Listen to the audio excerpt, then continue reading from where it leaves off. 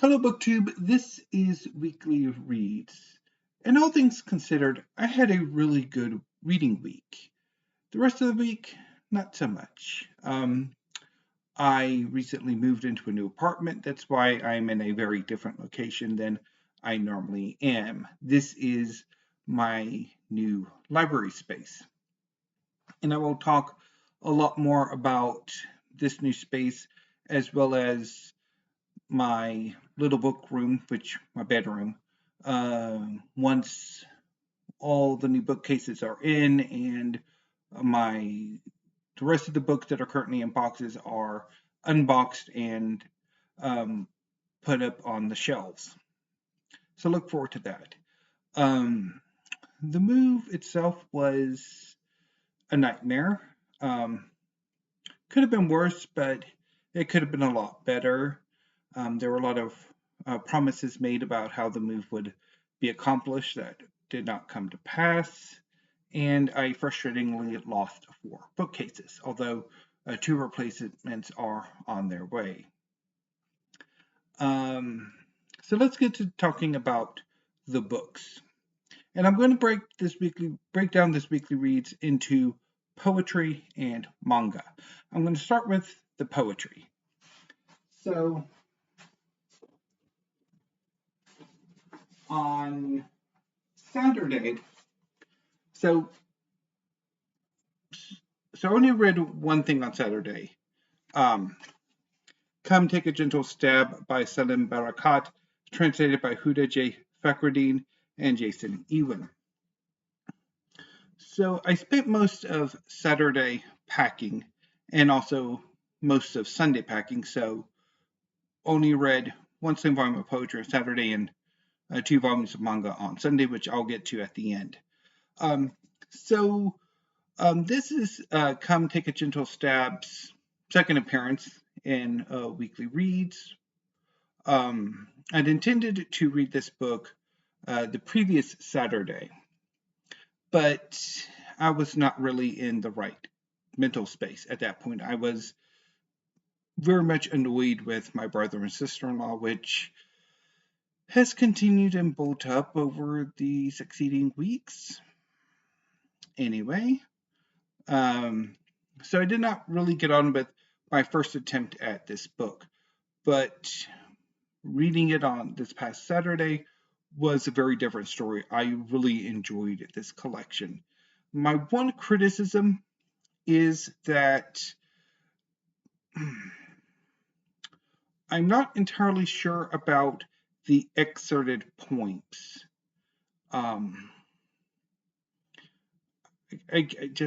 That kind of bugs me. But for the most part, this is a really solid collection, particularly the selections from Barakat's collection, Lineages of Animal. The 5 poems included from that collection are really good, and I'm really looking forward to picking up the next book by Barakat that Seagull Press will be releasing in the fall, because I think he's got another one coming out. So this was really good. The next 2 collections I read for the first 2 days of August were rereads. So on August 1st, I reread Night Journey by Maria Negroni, translated by Twitty.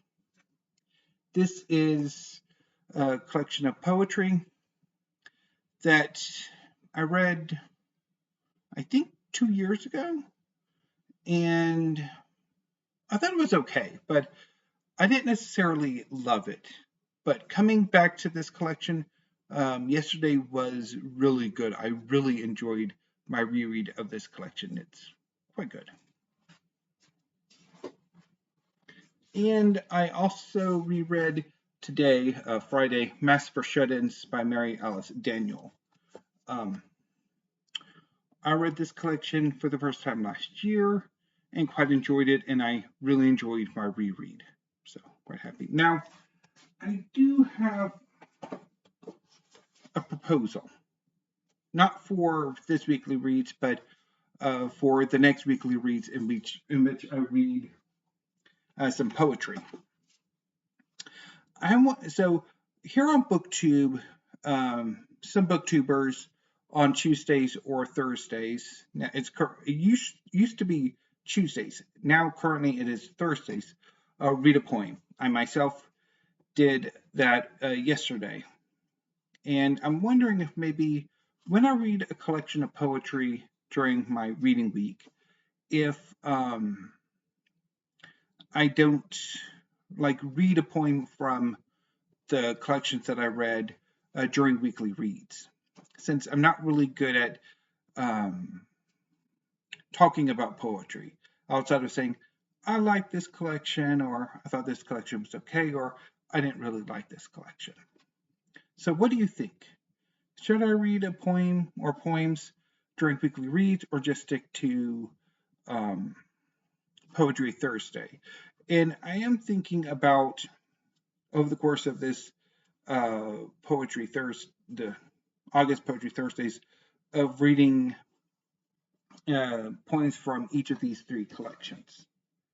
Particularly Come Take a Gentle Step, because there's a poem I read out loud yesterday, and I really enjoyed it.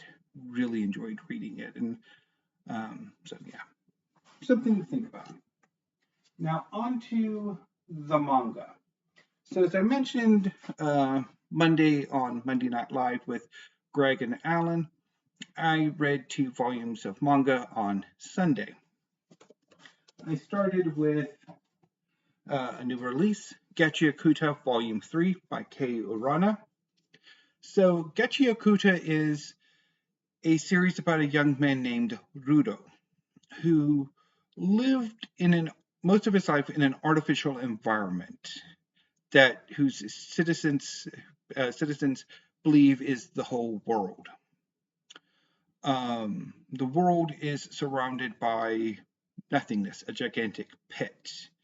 And the citizens of this space, both wealthy and poor, dump their trash, their garbage, over the side. And they also execute criminals this way. Rudo is a rebel.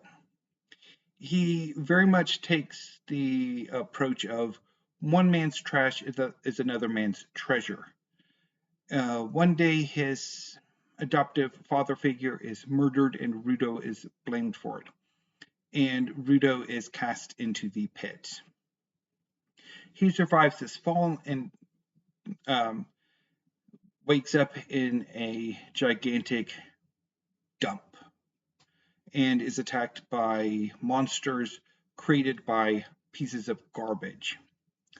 Rudo is rescued by a young man named Injin, who has a superhuman ability to use an instrument, in his case an umbrella, as a magical weapon.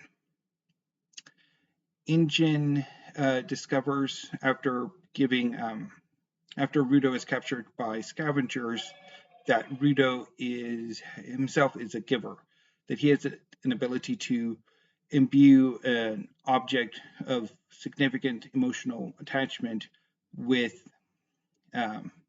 magical power, similar to Injin's power.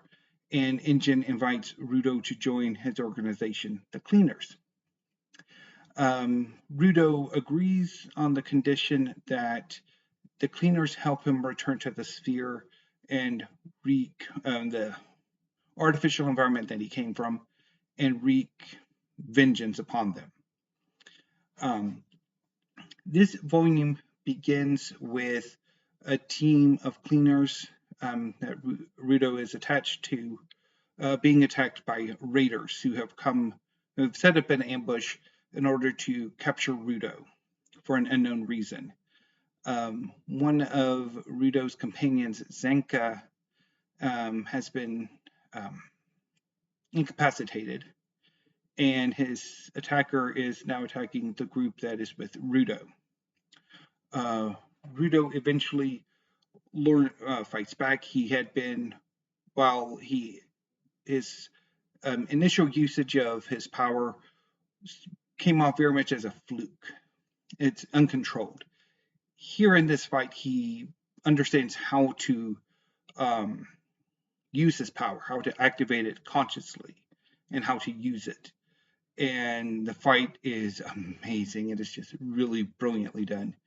And Rudo and manages to hold off his attacker, his would-be kidnapper, long enough for backup, including Engine, to arrive to chase off the raiders. And it's just, I really enjoyed this volume. It was a ton of fun. So let's look at some really good pictures.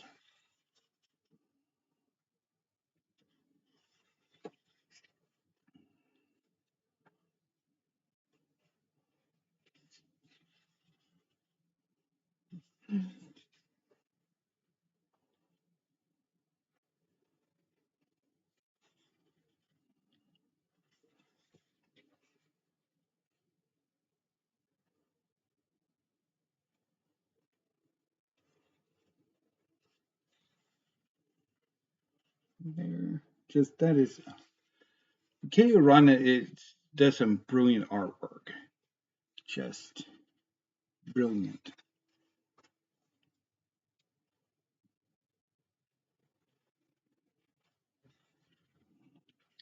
And I want to show you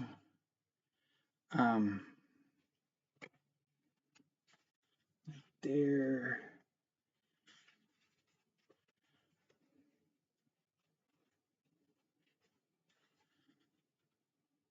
That is just awesome.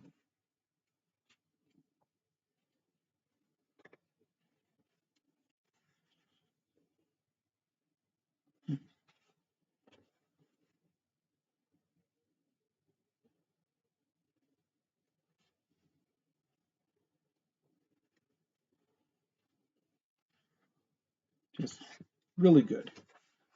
I also read the first volume of Zom 100, Bucket List of the Dead by Hiro Aso, with art by Kotaro Takata.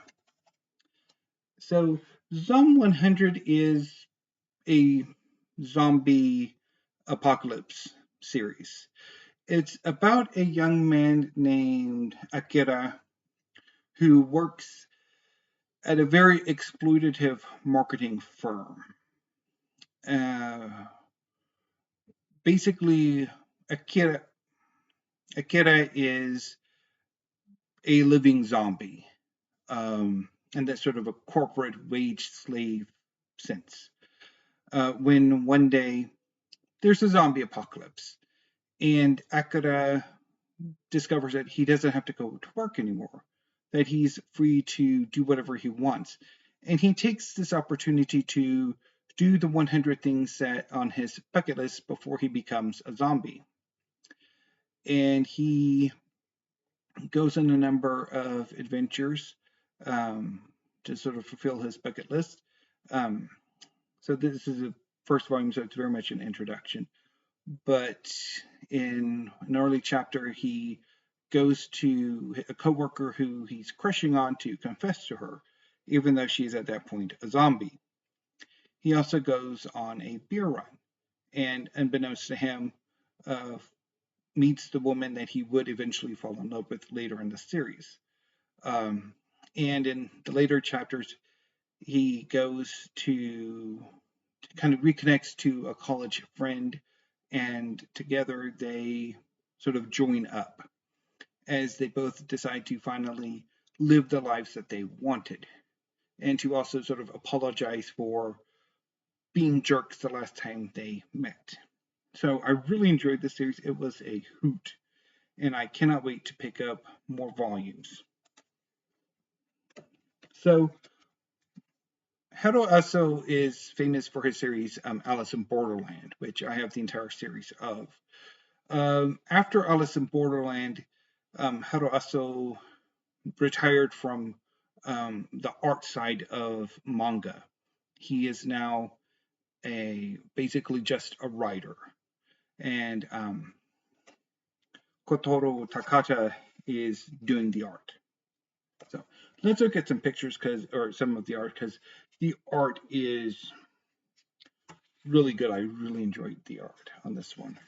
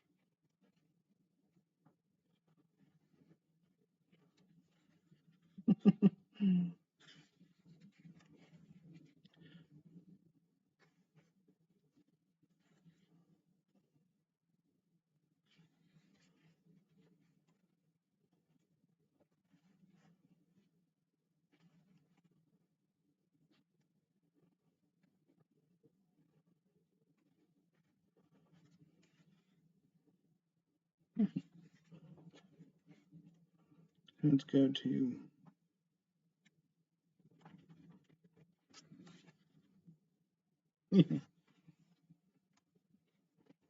and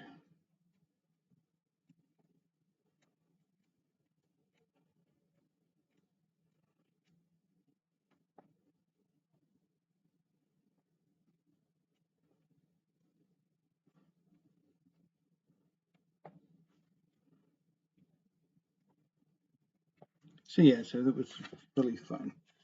So I enjoyed that. So what will I be reading this coming reading week? Now, I mentioned in several videos yesterday that I had wanted to do an August TBR. Unfortunately, due to the move and other factors, I really wasn't up to doing an August TBR. Part of the reason is that there was a personal project or reading event or reading theme I wanted to do in August.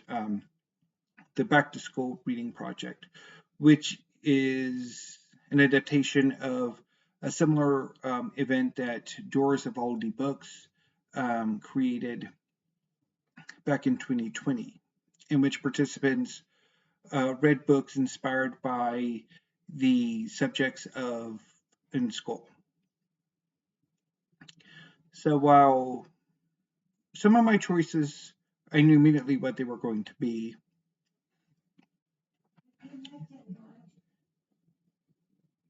No. No. No. Several of my choices didn't pan out. I'm not really in the mood for science fiction and stuff, so I'm going to just wing August. And sorry for the interruption, if you heard that. But I'm 18 minutes, almost 19 minutes in, so I'm not going to edit this video. So let's continue with what I will be reading this coming reading week. So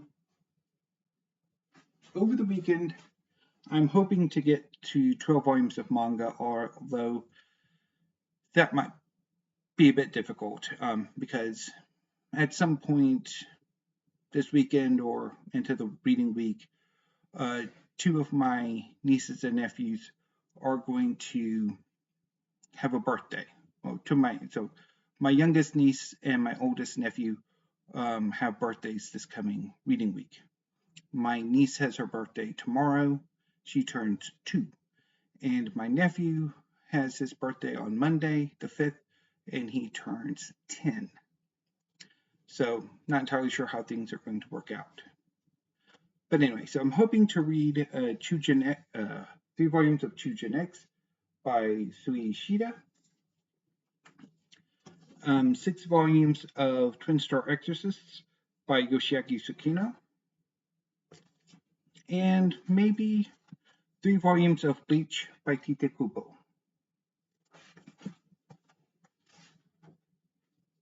And over the course of the work week, I hope to read As They Lay Dying by William Faulkner for Faulkner in August.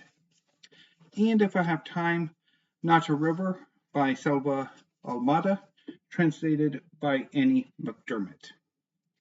So hopefully that pans out and things work out for this reading week. In your book tip, I'm going to go ahead and sign off for now and check on my mom. So until I see you next week, thank you. Have a great rest of your evening and weekend. And until I see you on Monday, thank you and stay safe.